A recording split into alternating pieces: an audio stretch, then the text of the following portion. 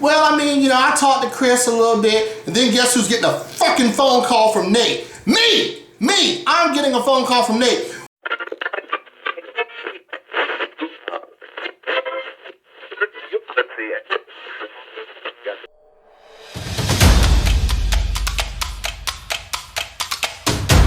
No chains, no rules, no safe words. This is Unbounded with Christopher Allen.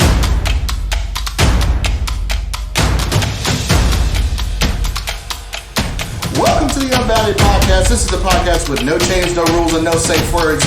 I'm your host, Christopher Allen. Happy Monday. Once again, we are back.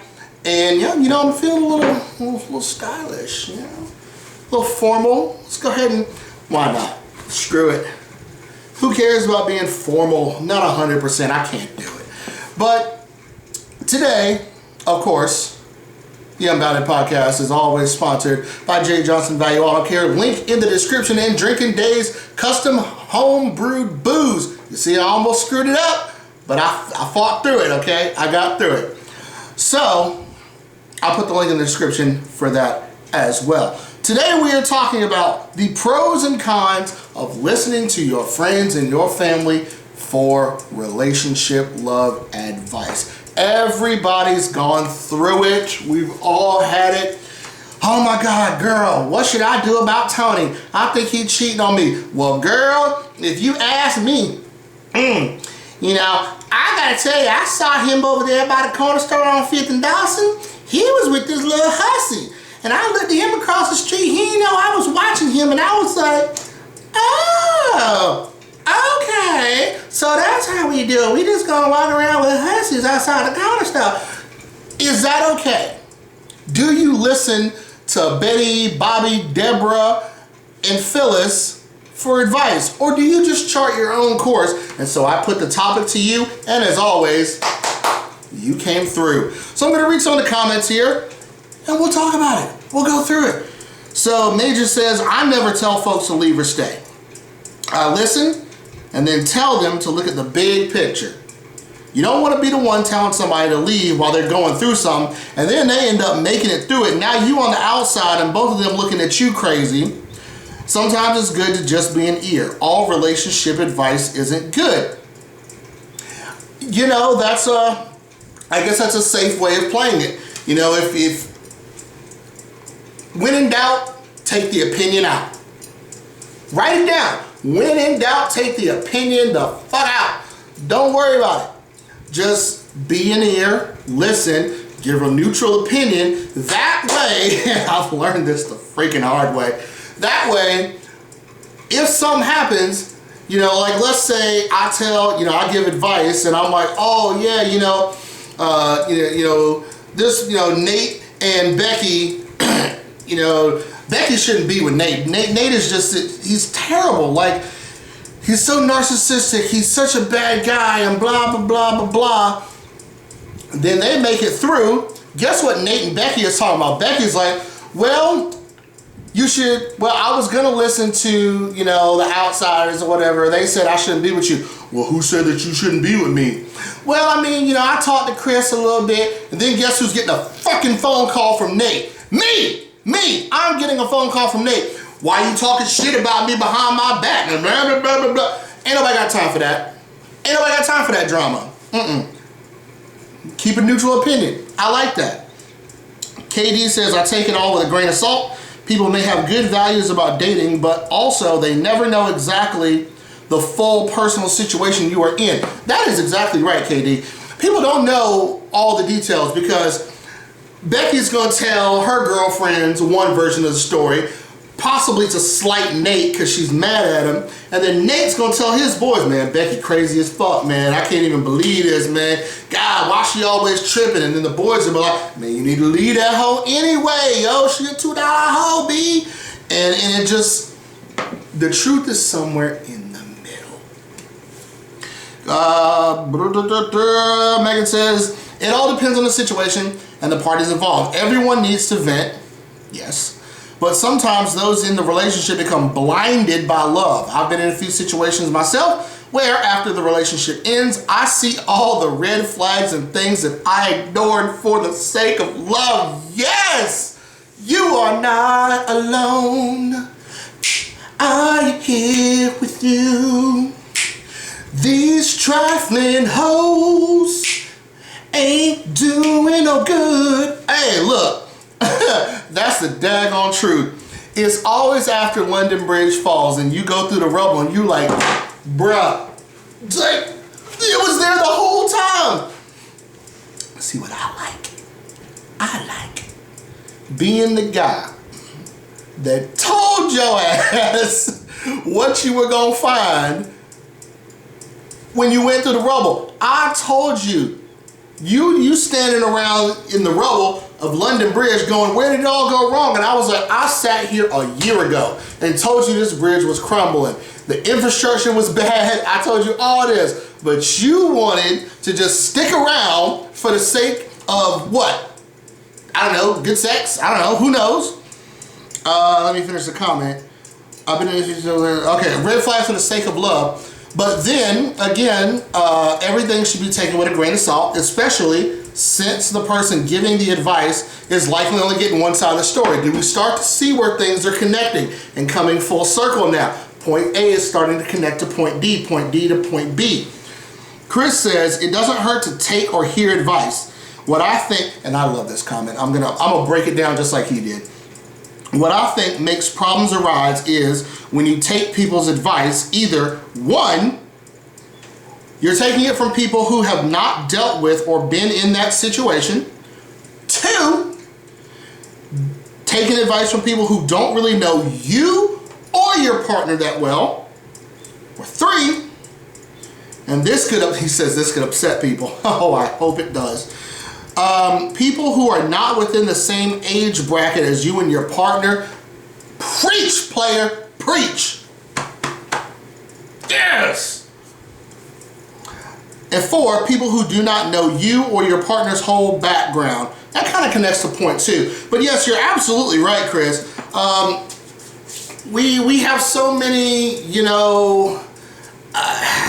couch quarterbacks and backseat drivers and all this other stuff. You're absolutely right. And you gotta know who you're talking to. You gotta know where this advice is coming from. And the onus is kind of on both parties. It's not all just on you, Chris, to know who you're talking to. Like if I'm talking to you about you and your significant other, if you gotta know that I don't know this stuff, but I also got to know to come at you correct. Hey man, look, this is what I would do if I were in your situation based on the information you have given me. I always like to try and give a disclaimer. And especially like if I don't completely know, like listen, I may not know all the details and I don't know your significant other personally, but from what you have explained to me, this is how I feel about it. It gives me an out. That way, if things go crazy, you ain't kind of looking at me foolish. Nah, B. Nah. Kill that noise. Real quick. But yeah, so here's my take on it. I think there are pros and both cons. You guys do such a good job at breaking this stuff down, these topics, and I appreciate it. You gotta take them both. But above all, this is probably the most important part, nobody brought this up. In order for the advice to be as effective as it needs to be, you do not get this advice in the heat of a moment and then make a rash decision. Because tensions are high. You told a fresh hot cup of tea to your girlfriends, talking about how Nate ain't shit. Nate's a dog. You done hyped all your girls up. Nate done hyped all his fellas up. She a hoe for sure. These two gonna be calling each other and it's just gonna be dynamite. But if Nate listens to his homies, Nate talks to, maybe if he can, some of Becky's girls. Get all sides. Maybe Nate talks to his mother, his father, his grandmother, some people with some life experience. Sit on that for like 3 days. And I will even throw in a bonus. Take out your phone. Every smartphone has this. I have my iPhone. You go into the notes, and I've started doing this recently and it's helped a lot. Open up your notes section. You know? And imagine you're sending a text to this person. There's a reason you open it up in your notes so you don't get tempted to actually send this as a fucking text. But open up your notes and just type. Type what you feel. Exactly how you'd say it to them. Save that note. Look at it from time to time over the next 3 days. Bet you after 3 days, you're gonna have some clarity on the situation. B, you're not gonna be as mad about it as you were originally. And C, and this is most important, you're gonna be able to have a productive discussion. Nate's gonna be able to sit down and talk to Becky like a human being, instead of some crazed, pissed off animal. I would recommend all of you try that. I've been so mad at some people, and I've sent paragraph-long text messages. And sometimes they actually made the situation worse. I'm the kind of guy where if there's a problem, I want it off of my plate right away. So that's why I would send these paragraphs. But I would be so mad that I would forget that maybe this isn't something that needs attention like that, or at least this much attention. So I'd write it out in my notes, and I'd just hold on to it. And you know, every so often, like I'd look at it and I'm just like, oh, this fucking person, gotcha. And the next day I look at it and I'm like, ah, they really irritate me. Oh. And it's the third day, it's like, there's not really a need to even say this because you've gotten clarity. You've been able to calmly think. That's the most important part of all of this. If you're listening to friends and family for advice, you gotta know what to do with it. So I just told you. Try it out. And if you've done this before, let me know in the comment section down below. Let me know what's worked for you. I need help. I ain't perfect. I'm a man. I'm human. And make sure that your if you send a text, make sure that your peoples is there to watch you send it. Because you might get embarrassed. That has been the Unbounded podcast. Again, brought to you by J. Johnson's Value Auto Care and Drinking Days Custom Home Brewed Booze. You got to get it, baby. I know the weekend's 4 days away. It's never too early to think about booze. Like, is it? Is it though? But is it? We will see you